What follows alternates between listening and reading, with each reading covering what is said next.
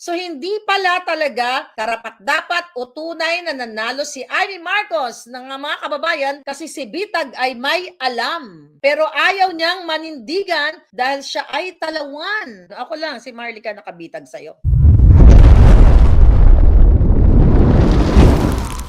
Alam mo, Bitag, magkapatid nga kayo ni Erich Sylvester. Dahil pati antipara ko, pinakikialaman mo. Bakit ikaw naka-antipara ka rin naman? At least ako, may reason kung bakit ako nagsasalamin. Hindi ako makakita pag wala akong salamin. Ikaw, naka-shades ka, perot ba yung mata mo?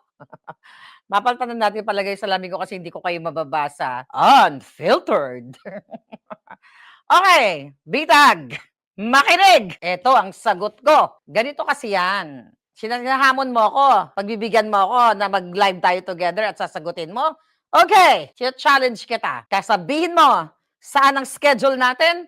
Haharapin kita. Pero bago tayo magharapan, sagutin muna kita ng bonggang-bongga. Bitag kasi kung nakikinig ka, yung unang salvo ko sa vlog ko, tinutukan ko talaga si Amy Marcos. Sagutin natin siya. Una sa lahat, I'm not in the business of poking my nose sa mga kasinungalingan, chismis, Okay. ang mga vloggers tulad nitong si Maharlika. Okay. Kung Narinig sino niyo? man tong babae na to na di ko kilala, Kung sino man tong babae na to na hindi ko kilala, or really, nagsisinungaling ka na hindi mo ako kilala, boy. Pakinggan mo natin. gusto ko sanang patulan at sagutin ang kanyang mga nilalakong gawa-gawang kwento base sa kanyang katabaan ng utak. Okay, naglalakod ako ng gawa-gawang kwento. Teka lang ha, bitag ha. Dali lang. Mga kababayan, hindi niya ako kilala. Okay, ikaw kilala kita. Bitag, makinig ka. Doon sa unang salvo mo, ayaw mo na sana ako patulan kasi ako'y naglalako ng kasinungalingan. So, i-google natin, isa sa expose ko, kinontent mo. Ikaw hindi kita kino-content, boy. Pakinggan mo to, ob-ob. Ikaw ang sumasakay sa akin. Hindi ako sumasakay sa'yo.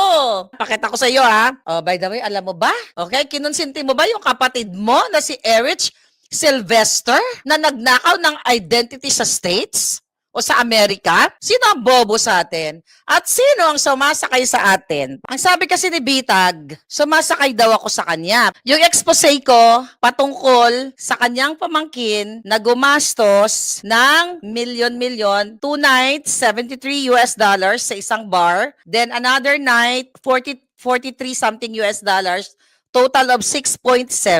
Ayan, Bitag, makinig ka. Ang title ng PEP, Ben Tulfo castigates nephew, Congressman Ralph Tulfo over 6.7 million splurge. Ako ang nag-expose niyan. Bakit mo sinakyan? Kung nagsisinungaling pala si Maharlika, ako daw nakikisakay. Wala ka namang expose, Bitag eh.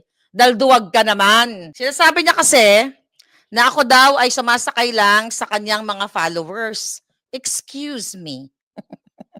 Hindi ako sasakay sa mga followers mo. Hindi kita kailangan sa buhay ko. Dahil ako may napatunayan na kaya kong banggain ang mga adik, ang mga kawatan na katulad ni Bangag at mga kapatid mo. Ikaw hanggang drama ka lang, unfiltered, T-A-N-G-A-U, V-O-V-O, Vovo. Ako ba nga nakikisakay sa'yo? Ikaw nga nakasakay sa aking expose. So ngayon pakinggan natin kasi nungalingan mo. Kung pag-uusapan ay chismis at paninira. Narinig niya, sabi niya Di ko alam kung saan siya kumukuha ng tibay na sikmura at laman loob. Itong vlogger na babaeng ito. Galit. Maraming mga followers ang Bitag. Oo. Siguro gusto niyang sumausaw.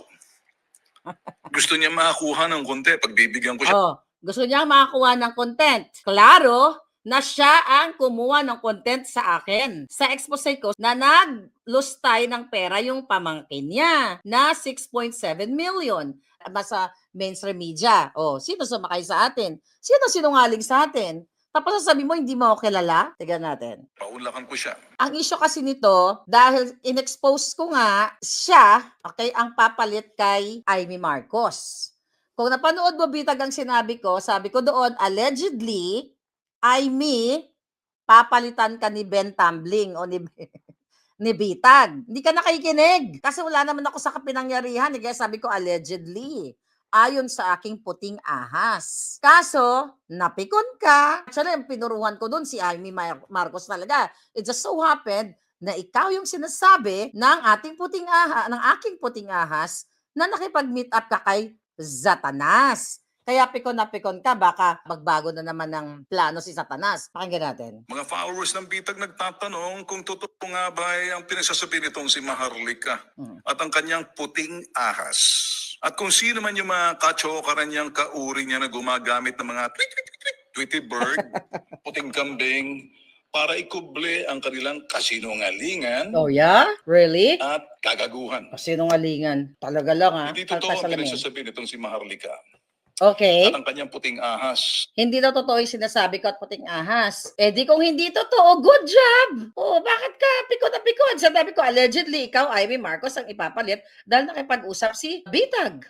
Bakit pumuputok ang butsi mo? Tinanong pa nga kita, totoo ba? Kailan naman aamin?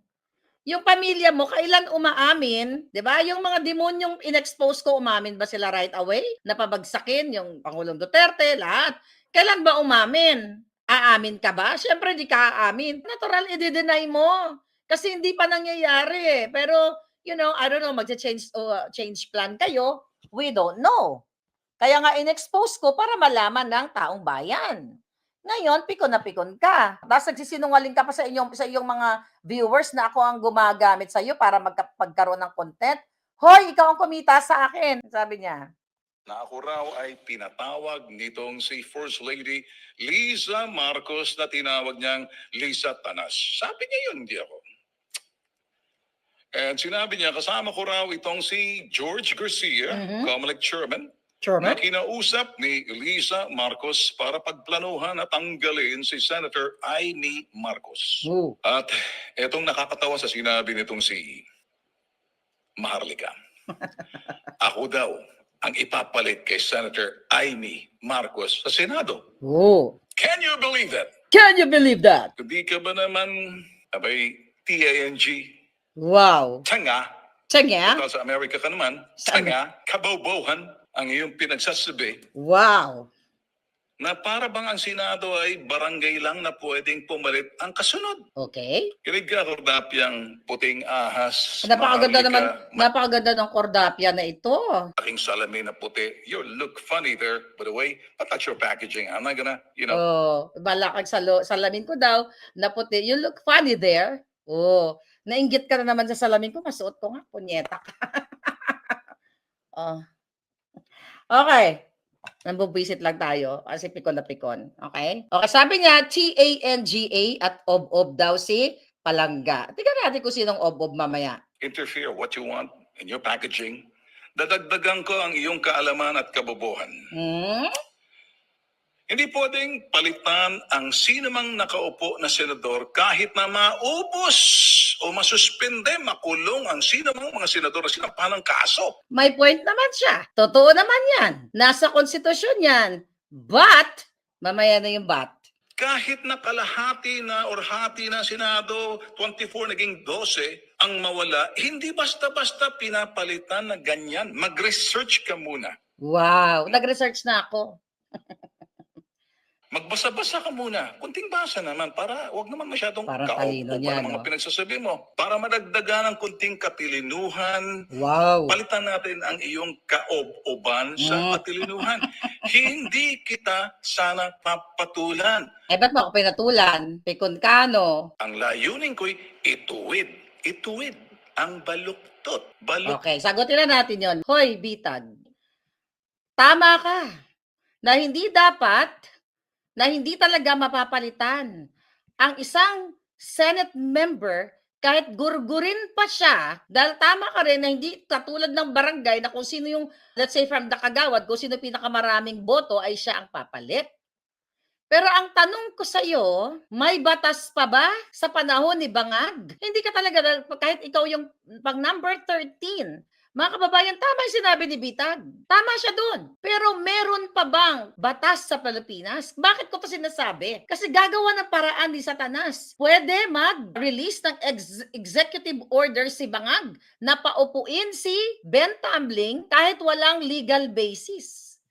Bakit kamo? Nakita nyo naman sa Senado, ginawang presiding officer si Kilay kahit sinasabi ng konstitusyon na ang pwede lang mag-preside sa impeachment ng Vice President ay ang Senate President.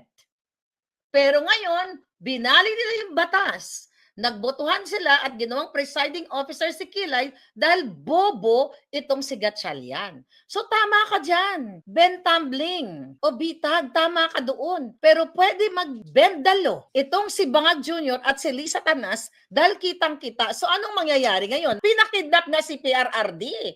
Yung iuupo ka pa? Bendalo na nga yung kapatid mong Julul na kunyari galit-galitan ka. 'Di ba? Kapatid mo, ano sabi mo? Ibahin mo yung mga tulpo, magtira naman ako. Kahit anong gawin mo, bitag, tulpo ka pa rin. Tulpok, tulfo. Hindi ka makakawala sa apelyido mo unless magpa-change of name ka, instead of tulpo, gawin mong tolpok-pok ang pangalan mo. Huwag kang pikon, boy. Okay, so anong gagawin? Bawal sa batas. Ang gagawin ni Bangag na executive order, na paupuin ka. Alright? Kasi pwede sanang magkaroon ng, ang tawag dito, yun nga, kahit namatay pa siya, o pwedeng mag-declare si Bangag ng special election, lahat ng posible, lahat ng imposible, kayang gawin ni Bangag. Pero ang pinakamabilis dyan, magpalabas ng executive order kahit labag sa batas, so anong gagawin natin? Ito mga kababayan, ano ang gagawin ngayon? Dahil pinaupo, hypothetically, pag nagtagumpay si Lisa Tanas na paupuin si Bitag, syempre, ano yung mga magagaling natin na abogado? Sasabihin, labag yan sa konstitusyon. So magpipetisyon na naman ngayon ng taong bayan sa Korte Suprema. Kasi pinalit si Bitag kay Mangga. O anong mangyayari ngayon? Katulad ng ginawa na pagkidnap kay PRRD, presiding officer ni Kilay, and then sa quorum na instead of na dapat 13, 12, tapos sa pagtalaga kay loser Gatchalian na Senate President, binaliwala o binali lahat ng batas. So ano mangyayari? Petition for certiorari ang gagawin namin? Yes, sumagot ka, Bitag. Dahil what? Grave abuse of discretion? So yun lang ang pwede namin gawin. Pag naglabag sa batas, si Bangag, ito yung mga ginagawa na nila, Atty. Torion, nagain ng mga petition for prohibition para pigilan ang pagtalaga sa'yo, hypothetically. Kung naitalaga ka na ni Bangag o ni Lisa Tanas, so magpipetition for prohibition para pigilan yung illegal na paglagay sa'yo. Pero habang hindi pa sumasagot ang mga julul sa Korte Suprema, uupo ka. I'm talking hypothetically, nilalatag ko lang sa inyo kung sino ang bobo sa amin ni Bitag. Another thing, mag-apply kami or mag-request kami ng TRO para pigilan itong executive order ni Bangag. So matagal to. At ito yung nangyayari ngayon. So yan, Bitag. Tama yung sinabi mo naman na hindi basta-basta palitan. Kailangan, kahit mamatay pa si Mangga, hindi papalitan. It's the same thing. Sa 2/3 votes for impeachment, na kahit mamatay pa ang mga senador o makulong or whatever, nakalagay sa konstitusyon, dapat ang boboto para ma-impeach ang isang vice president o president o ang impeachable officer, dapat 2/3. Meaning, 16 na senador dapat ang bumoto na yes, i-convict na natin, i-impeach na natin. Hindi mo ba naintindihan? O nagmamaang-maangan ka lang? O nagbobobobohan ka? Meron pa bang batas? Yes, 16 votes. Ituloy natin yung kanyang kajotahan. Baluktot mong at maling pananaw na sinasadya mo, dinadaan mo sa kasinungalingan, kwentong kutsero. Really? Ano naman yung mga nauutumot, nagpapaniwala sa mga pinagsasabi mo. Ibig sabihin na uto kita? Mo na may diarrhea. Ay, teka, ba't ko nilike? Hindi ko tayo like. Everybody, Okay. hindi ko kilala si Liza Marcos, asawa ng Nilike na lang kita para matuwa ka. Marcos na patagong idolo nito. Okay, dahil lang kawawa naman daw yung mga nauuto ko at nagpapaniwala sa akin. Di nauuto kita, bakit mo kinontent? Kung nagsisinungaling ako, bakit mo kinontent yung paglustay ng pera at paglaklak ng alak ng mga pangit mong pamangkin? ng mga majojoba na para mga baboy ramo. Bakit mo kinontent at pinagkitaan mo? Hindi pala ako nagsasabi ng totoo. Bakit mo kinontent? I-delete mo yung content na yan dahil pinagkitaan mo yan or ibigay mo sa akin yung kinita mong pera doon para makabili ako ng bagong salamin. Tingnan natin. Babaeng si Maharlika na tinawag niya bangag. I don't care. Iba talaga to.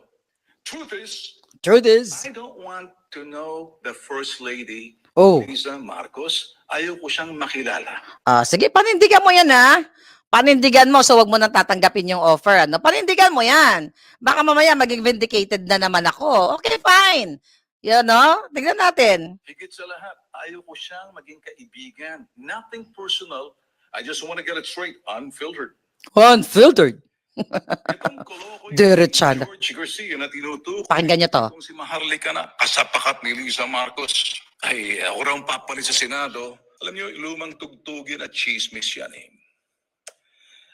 Nung ako'y tumakbo sa Senado last year, pinagplanuhan, pinag-iisipan ng administrasyon, balak nila, ako yung papalit kay Amy Marcos sa partido ng administrasyon dahil nag-aaway yung magkapatid. Ayaw kong maging dahilan na parang spare tire noon.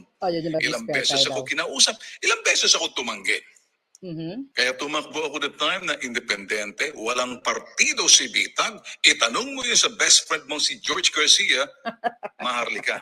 Paano ko naman naging best friend si George Garcia, Bitag? Naunsa man ka.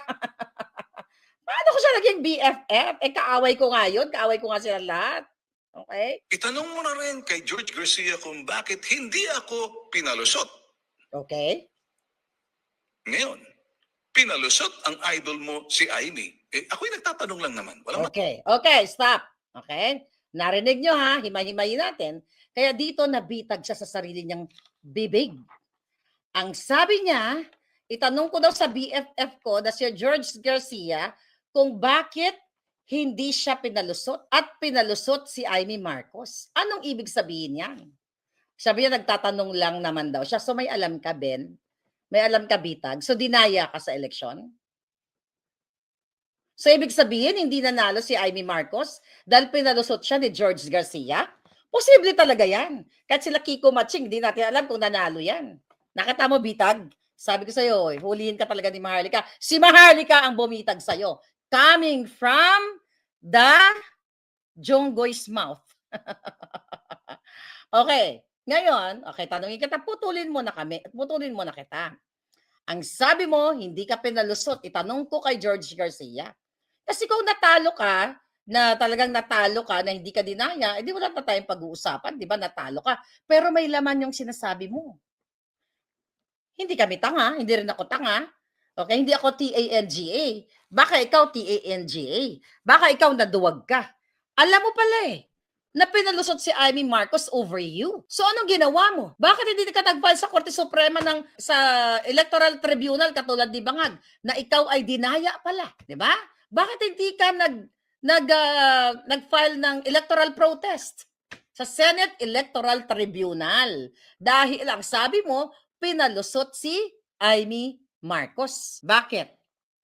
Bakit? Ulitin ko. TANGA. Vovo. Okay? BOBO. O VOVO. Alam mo pala na pinalusot si Amy. Ang tapang mo, ang tapang niyo mga tulpok po kayo, bakit mo pinabayaan na pinalusot siya? Kung alam mo na ikaw ang nanalo, ibig sabihin, duwag ka. Bakit bumahag ang buntot mo? Kasi kung ako, may alam ako, ilalabas ko, ebidensya ko. Ito, gagastusan ko. Dahil kung may ebidensya ako na pinalusot si Amy Marcos at hindi ka pinalusot sa tapang mo, nabitag ka tuloy.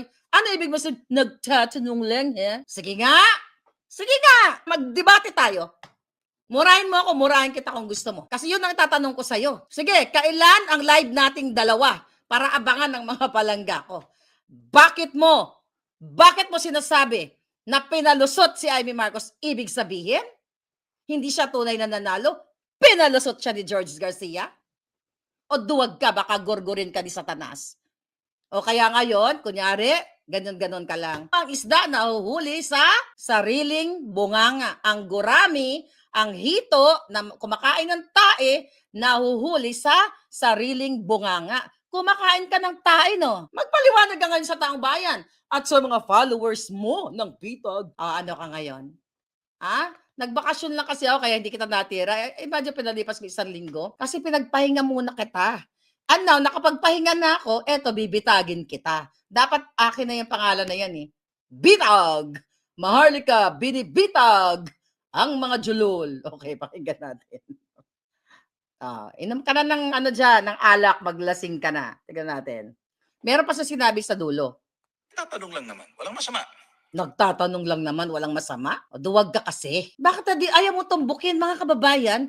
Yung sinasabi niya, na pinalusot si Amy, nagtatanong lang kasi. Paano mo nalaman na pinapalusot? Ano yun, nanaginip ka rin?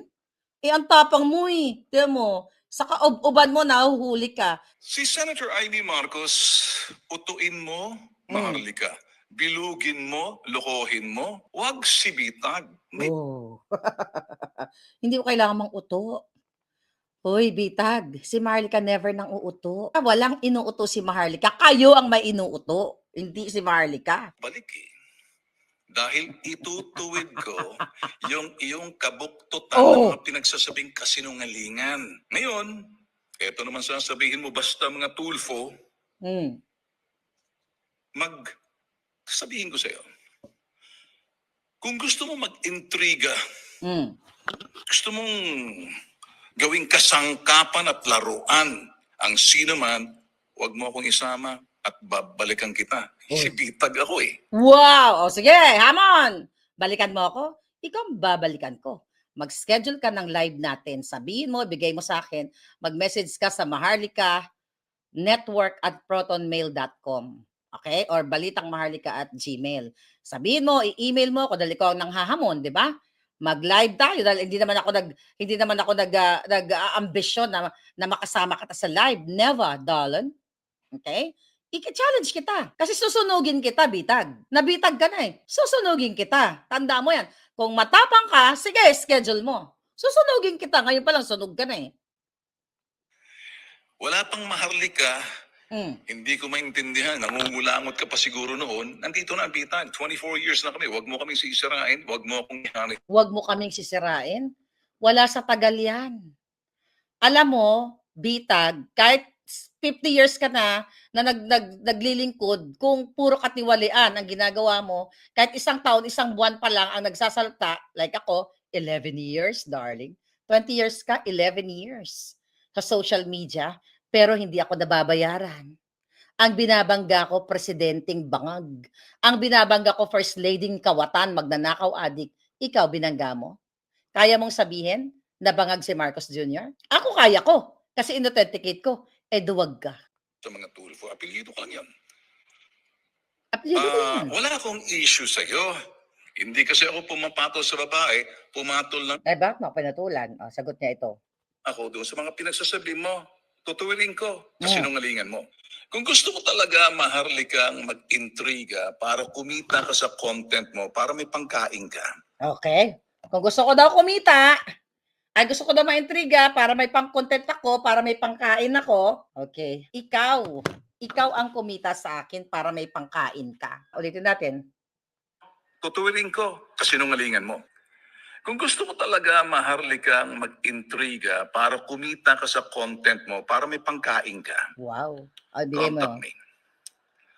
Why don't we have a conversation online, live, para makita ng tao? Challenge Paunlakan accepted. kita para masopla kita sa mga kasinungalingan mo. Okay. Now, let me ask you this. Do you want to take my challenge? I will. Challenge accepted. Or better yet, shut the effing up. Shut the effing up. Kung may galit ka sa mga tulfo, hindi kita masisisi, di upakan mo. Upakan mo. Inupakan ka na nga eh. Simula doon sa Okay. kapareho mong matanda, kapareho mong chismoso. Matanda? Sabi mo kanina, 24 hours ka na sa business, tapos ako nangungulangot pa. Di ba mas bata ako sa'yo? Ba't mo ako tinawag matanda? Ilang taong ka na? Malapit ka mag-70. Ako 25 pa lang, o 'di ba? Tignan mo sinungaling ka. Tinawag mo akong matanda. Eh mas matanda ka sa akin. Diyan pa lang sinungaling ka na eh. At saka anong issue naman matanda? Oh. At saka hindi pa ako matanda. Nakita mo ba? Puti lang yung buhok ko ngayon pero hindi ako matanda. Okay. Ang matanda, alam mo kung sino? Si Liza Tanas. Alright? Si Bangag. At saka ikaw, gurangtot ka. I challenge you, Bitag. Tanggalin mo nga yung salamin mo. Kasi ako, kaya ko tanggalin yung salamin ko. Ayan, oh, di ko na kayo makita, di ko na kayo mababasa. Kaya ako nagsasalamin, ugok, kasi kailangan kong makakita at saka wala kang pakialam kung malaki, maliit ang trip kong salamin everyday. Tanggalin mo yung mata mo, ay mata mo. Yung salamin mo, tanggalin mo yung shades mo, gabing-gabi na eh. Na may dalang Tweety Bird, ikaw naman puting Kapatid niya ahas. to, kapatid niya Tigilan yun mong niya. pangangahas mo. Galit ako doon sa totoo, sa mga pinagagawa ng dalawang apelyido kong senador. Sige, upakan mo. Okay, galit ka pala eh. Bakit hindi mo expose lahat ng pagnanakaw ng kapatid mo? Expose mo, kalabanin mo yung kapatid mo. Huwag mo akong ihanay si Bitag. Iba ako sa mga kapatid ko. Hindi ako politiko. Nagkasama-sama ko na, nagsisi ako. Pakinggan nyo to. Mabuti na lang, natalo ako at sinadyang tinalo ako. Okay. Mabuti na lang, natalo ako at sinadyang natalo ako. Balikan natin uli. Iba ako sa mga kapatid ko. Hindi ako politiko. Nagkasama-sama ko na, nagsisi ako. Mabuti na lang, natalo ako at sinadyang tinalo ako. Bitag na uli ka na. 'Di ba? Sinadyang itinalo ka. Alam mo pa, sinadya kang tinalo eh. 'Di ba kaluluoy ka naman? Akala ko ba matapang ka? Akala ba kapag tulbo, walang sinasanto? Pero bakit naduwag ang boto mo, Dodo? Pag nagharapan tayo sa online, kasi challenge accepted na, don't worry, hindi kita tatawagin ng kung ano-ano. Tatawagin kitang Mr. Bitag, na nabitag ni Maharlika. Ngayon, sasabihin ko sa iyo, hindi ako kapareho na magiging laruan mo. Isi ako. Mabuti na lang, natalo ako at sinadyang tinalo ako. Sinadyang itinalo siya. Ngayon, sasabihin ko sa iyo, hindi ako kapareho na magiging laruan mo dahil Hindi kita gustong laruan. ilalagay kita sa tamang lugar. Huwag mong lahatin yung apelyido. 'Di ba? Tinalo? Ano sabi mo? Tinalo ka? Sinadya kang tinalo? Dahil ang apelyido ng Tulfo, magtira ka naman doon sa mga kawawa naman, walang kinalaman, walang kalaalam-alam sa pinagagawa ng tatlong mga sikat na kolokoy na kapelyido ko na may idolo mo yan eh. Paano ko naging idolo? Paano ko naging idolo? Ako nga ang idolo ng kapatid mo, alam mo ba? Alam mo ba yung kapatid mong si Winong? Si Eric Sylvester? Trabaho lang to. Okay. Wala akong isyong personal sa pagkatao ng isang miyembro ng pamilya, kundi ang issue ko ay tuwirin ang mga baluktot na gawain ng miyembro ng pamilya. Ba't hindi mo pangalanan? Wala daw siyang issue na personal sa miyembro ng pamilya. Ang gusto lang niya gawin ay ang talakayin o pag-usapan yung issue ng pamilya. Sinong pamilya? Ba't hindi mo masabi? Atapang atao ka eh. Bakit hindi mo masabi? Pamilyang bangag, bangag, bangag. Ngiwi, ngiwi, ngiwi. Butod, butod, butod. Marcos, duwag ka. Hindi mo pangalanan si Liza Tanas.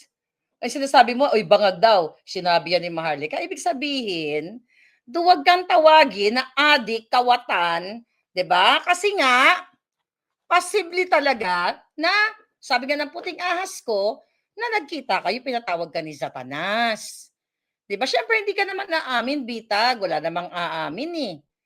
'Di ba? Wala namang aamin hangga't hindi nangyayari. Tignan mo nga yung kapatid mong binawian ng citizenship. O, 'di ba? For sure alam mo na yung kapatid mo nagnakaw ng identity dito sa Amerika. 'Di ba? Kung totoong para ka sa katotohanan, dapat kung para ka sa bayan, bago pa nagtakbo-takbo yung kapatid mo sa Kongreso at ginawa siyang kongresista o inappoint siya ni Bangag nung una sa DSWD, dapat ikaw unang nag-aklas. Kasi you are for the people eh, unfiltered. O bakit filtered ka dito? Bakit may harang? Yawa. O, pakinggan natin si Dodong, si Boy. Ang issue ng pamilya ay sa pamilya at hindi binubungyang-yang sa publiko maliban kung ito'y issue ng politika. Pwede yun. Ngayon, huwag mo akong itulad, Maharlika, sa idolo mo. na Sino? inuuto mo, binibilog Sino mo, idol ako? binobola mo si Senator Amy Marcos Hoy! Ano sasabi mo, idolo ko? Oh, sinungaling ka na naman dyan. Puro kakaleche. Tanggalin mo yung salamin mo. na inuudyok mo. Ngayon, Ngayon. siya, wala na siyang tinira. Kahit pamilya, sinunog niya. Okay. Eh, sa bagay, sino ba naman tayo para makialam sa gusto ni idol mong si Amy? And lastly, Idol ko daw si if you Idol. have nothing good to say you have about nothing me, good to because say. I don't know you, I don't want to know you, I don't know you. I don't wanna know you. get the F out of my sight. Get the F out of my sight? No! Kailangan makita mo ako everyday. Ang salamin ko, dapat makita mo. Sino ka? Eh di, umalis ka dyan sa Facebook at saka sa YouTube. At saka sinasabi mo na baka kailangan ko ng content, may pangkain, para may pangkain ako. Putang ina, saan ka kumukuha ng pangkain? Di ba sa mga chismis nyo? Sa mga exploitation yung magkapatid? Sa mga bali-balita ninyo? Sa pagiging palpak ng journalist? O, wala ka namang etiquette ka. Wala ka namang credibility as journalist. Saan ka kumuha ng pagkain? Sige nga. Saan? Before social media, TV, radio. O, di ba sa kabunganga ninyo? Bakit pinakikialaman mo? Kayo lang ang pwede mag-social media? Or shut the effing up. Oh, shut the Do effing not up. mess with me. Wow. Now, Do not mess with me. I'm messing you na. I'm messing you up. sagot! Sagot! Okay, dulo na yon. Okay. Mga kababayan, gusto ko lang sabihin, magpapalit na tayo ng salamin. Okay? Highlight sa sinabi niya. Number 1, yun talagang sinasabi niya na tinalo siya, sinadya siyang tinalo. Ito, mga alagad ko. Puntahan niyo siya sa Facebook page niya. Uy, challenge accepted daw, sabi ni Maharlika. Sabihin mo lang yung schedule. Kasi doon kita dudurugin. Marap ka sa akin. Kasi susot ko tong salamin ko pag nag-conversation tayo. I promise you, hindi ako magni-name ko name calling sa iyo. Okay? Meron naman akong professionalism when it comes to mga ganyang interview. Pag ako lang solo, pwede ko mura-murahin kahit sino. Kasi hindi naman ako nagpapanggap na journalist. Kasi kung journalist ka, dapat di ka nag-i-ifin-ifin, chuba-chuchu na yan eh. Kasi kung journalist ka, but syempre you're trying to impress your mga inuuto. Ikaw nang uuto eh. Yung mga inuuto mong mga followers mo, magpaliwanag ka. Bakit? Alam mo pa lang, sinadya kang tinalo. Alam mo pa lang, hindi ka pa nalusot at sa halip, si Amy Marcos ang pinalusot. Sinadya. Sinadya kang tinalo, ibig sabihin, dinaya ka. Is other term o other word sa ating salitang Tagalog na sinadya kang tinalo, itinumba siya. I mean, when it comes to midterm election. So yun. Ang hindi ko lang, hindi siya hindi maunawaan. So ngayon, napitag ka. Nahuli ka sa sarili mong bunganga. Ako dinurog ko doon si Amy. Alam mo, hindi ka kita dinurog-durog kasi hindi naman talagang, in fairness, di ba? Nung hindi ka pa nagsalita ng ganito sa akin, hindi naman kita pinupunterya at hindi naman talaga ako galit sa'yo. Wala akong personal na issue sa akin. So may alam ka ba sa mga dayaan? Kasi sabi mo, alam mo, may sinadya kang matalo, ganyan, sinadya kang tinalo ka, sinadya ka. Di ba? Wala naman talaga akong issue sa'yo. Kailangan ko lang sabihin sa taong bayan at sabihin ko kay Amy na yun ang plano ni Liza Tanas. Sabi ko, allegedly, Amy, okay, ikaw ay tatanggalin. Kasi wala naman akong personal knowledge. Ang sinabi ko, ayon sa puting as, bakit nagpuputok ang butchi mo? Bitag. O tignan mo ngayon yan. Nabitag ka. Not once, not twice, but thrice o many times. Tinalo daw siya, sinadya siyang tinalo at pinalusok. Pero wala siyang ginawa. Ibig sabihin, duwag ka. 1 inch lang. Ito ka lang, oh. Okay? Ibig sabihin, mga kababayan, lang. Okay? Ang ibig sabihin nun, siya ay talawan. Ikaw pala karapat dapat maging senador. So, sino ang karapat dapat maging senador? Dahil sinabi mo, tinalo ka. Eh di, ikaw dapat. Eh, gusto ko naman ikaw eh. Kasi actually, nung bago ka nag-yaw-yaw ng ganito, mas gusto kita over kay Mangga. Kaso lang 3 na kayo doon. Challenge accepted. Nakipag-vlog ka ba ba saan? Ngayon siguro naloka ka. Ako lang, si Marlica nakabitag sa'yo.